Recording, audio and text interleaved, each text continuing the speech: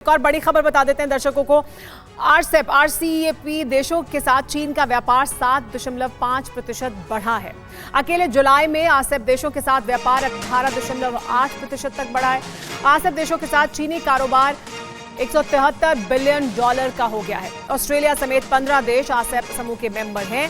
चीन यूएस व्यापार 11.8% बढ़कर $433 बिलियन तक पहुंचा है।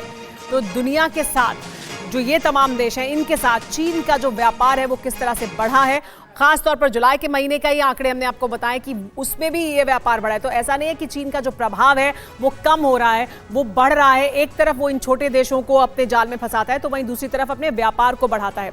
लेकिन सत्ता पर चीन का प्रभाव देखिए दरअसल कहां कहां पर है। म्यांमार में सत्ता पर चीन का प्रभाव है साफ तौर पर। और दूरी देखिए हम आपको दिखा रहे हैं कि किस तरह से बांग्लादेश के करीब आने की कोशिश की जा रही है। म्यांमार में हमने आपको बताया कि वहां पर उनके सत्ता पर प्रभाव है उनका। बांग्लादेश में जो कोशिश है वो ये कि क्योंकि देखिए ये मलक्का स्ट्रेट है और इसी रास्ते से हिंद महासागर में एंट्री चाहता है दरअसल चीन, और इसी वजह से ये बांग्लादेश हो या श्रीलंका हो या म्यांमार हो, इन तमाम देशों के साथ अपने रिश्ते और मजबूत और बेहतर बनाना चाहता है।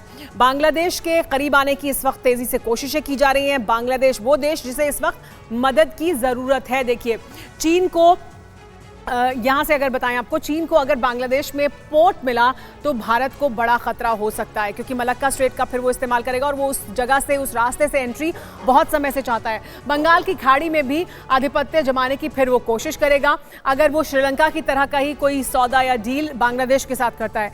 चीन हिंद महासागर में भी दखल बढ़ाना चाहता है अपने प्रभाव को बढ़ाने के लिए। अभी हिंद महासागर के रूट संकरे होने से चीन को बहुत परेशानी है और वो चाहता है कि मलक्का स्ट्रेट वाला रूट बंद हुआ तो चीन की मुश्किलें बढ़ जाएंगी। यही एक रूट है, इस वजह से वो वैकल्पिक रास्ते चाहता है, वैकल्पिक व्यवस्थाएं चाहता है। और इसी वजह से हमने देखा कैसे क्वाड का समूह बना है इस पूरे इलाके में। चीन क्योंकि अपने प्रभाव को बढ़ाना चाहता है तो उसके प्रभाव को न्यूट्रलाइज करने के लिए यहाँ पर भी लगातार सहयोग बढ़ाया जा रहा है। प्रसून जी, लेकिन चीन की जो ये मदद करने की तत्परता है, चाहे वो म्यांमार हो या बांग्लादेश हो, श्रीलंका, उसके पीछे दरअसल ये तमाम अहम हिस्से हैं उसकी रणनीति के। जी बिल्कुल, और ये सभी जानते हैं और इसके काउंटर करने के लिए ऑलरेडी स्टेप्स लिए जा रहे हैं। जैसे भारत ने अभी सबसे बड़ा जो क्रेडिट लाइन 8 बिलियन की 3 क्रेडिट लाइंस बांग्लादेश को दे चुका है भारत। दूसरा, अभी जो कार्गो ट्रेड फैसिलिटेशन कॉरिडोर है जिसमें पहले 40 दिन लगते थे, अब वो 3 दिन में भारत से ढाका कार्गो कंटेनर जा रहे हैं। दूसरी ओर भारत ने इनलैंड वाटर कार्गो का भी जो एक चैनल है वो स्टार्ट कर दिया है। तो ये एक अपॉर्चुनिटी इन क्राइसिस है भारत के लिए।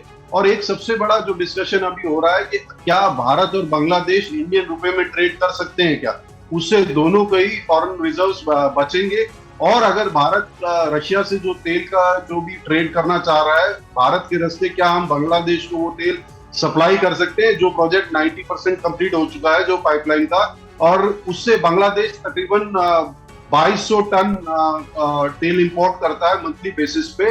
तो ये एक अपॉर्चुनिटी है भारत के लिए कंसोलिडेशन करने के लिए। और जाहिर सी बात है दबाव है चाइनीज प्रेजेंस का, जो आपने ये जो स्ट्रेटेजिक आप कह लीजिए जो पीवियट पॉइंट्स है ना सिर्फ भारत के लिए बाकी देशों के लिए और खासकर क्वाड देशों के लिए भी, जो अभी ताइवान और चीन के बीच हो रहा है, उसके मद्देनजर रखते हुए भारत की भूमिका बहुत इंपॉर्टेंट होती जा रही है। और ये विश्व पटल पे सबको संज्ञान लेना चाहिए और रिसोर्सेज भारत के थ्रू डाइवर्ट करने चाहिए, बांग्लादेश हो चाहे साउथ ईस्ट एशिया की बाकी कंट्रीज हो। जी हाँ, संजय सोई जी, ये जो चीन के बढ़ते हुए कदम हैं उसको लेकर भारत को तो प्रोएक्टिव रोल लेना ही चाहिए, ले भी रहा है, लेकिन बाकी और क्या कुछ किया जाना चाहिए ताकि हमारे पड़ोस में इस तरह से अपने प्रभाव को जो बढ़ाने की कोशिश चीन कर रहा है वो ना हो, साथ ही इन देशों की अर्थव्यवस्था भी मजबूत रहे, चाहे वो बांग्लादेश की हम बात करें या श्रीलंका की।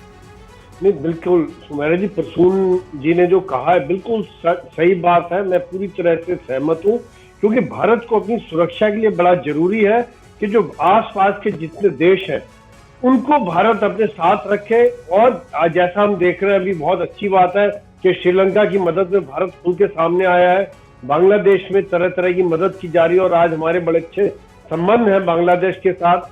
हमें मालदीव इवन म्यांमार के साथ, ये सब देशों को हमें अपने साथ रखना है। नेपाल के साथ आप देखिए कि बीच में काफी संबंध खराब हो गए थे, लेकिन भारत अभी भी कोशिश कर रहा है कि साथ में रखे। और दूसरी बात मैं ये कहूंगा, एक प्रोएक्टिव भी होना चाहिए भारत को, कि भारत के अपने संबंध जापान, वियतनाम, फिलीपींस, इनके साथ भारत के जो अपने संबंध है, तो चीन को ये नहीं लगे कि वो हमें घेर सकता है, हम ये भी रहो कि हम भी उनको घेर सकते हैं। ये बात भी हमारी बिल्कुल मद्देनजर रखनी चाहिए। यानी सिर्फ ऑफेंसिव नहीं होना चाहिए, हमें और डिफेंसिव होकर आगे बढ़कर भी अपना डिफेंस जो है वो तैयार रखना चाहिए। मदद, जाहिर सी बात है, जरूरी है कि हम प्रोएक्टिव रहें, मदद करें इन तमाम देशों की और अपना सहयोग और समर्थन इन देशों को दें। जरूरी इस वजह से भी है क्योंकि चीन का दखलंदाजी अगर इस तरह से बढ़ती जाती है तो फिर इन देशों के लिए खतरा बनता है और फिर वो इनडायरेक्टली भारत के लिए भी एक बड़ा खतरा बन सकता है।